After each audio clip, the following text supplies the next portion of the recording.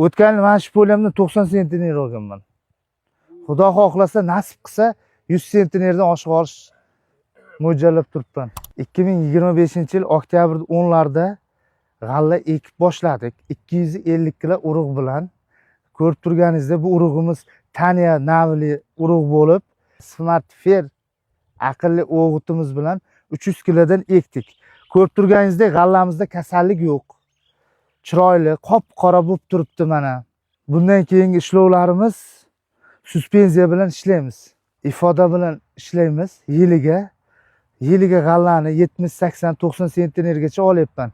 Bu yil xudo xohlasa 100 sentnerni chamalab turibman. 100 dan oshiq olsam, Alloh barakasini bersa, 100 dan oshiq olaman. Ifoda agronomlari kelib, o'rganib, tavsiyani aytadi. Shunga qarab men mahsulotni olib, bir kun suspenziya bersam, bir kun dorisini berib, g'allaga suv berib, xudo xohlasa 100 sentner olish niyatim bor. Boshqa fermerlarga ham tavsiya qilaman Ifoda bilan ishlashdi. Ifoda ishonchli firma.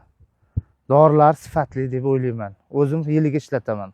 Ushbu g'alla maydonida Ifoda firmasini dasturi asosida ishlaydi. Ya'ni bu g'alla maydoni Sardoba universal klasteriga qaraydi. Siz ham Ifodani dasturi asosida agronomlarning tavsiyasi orqali ishlashingizni tavsiya qilamiz.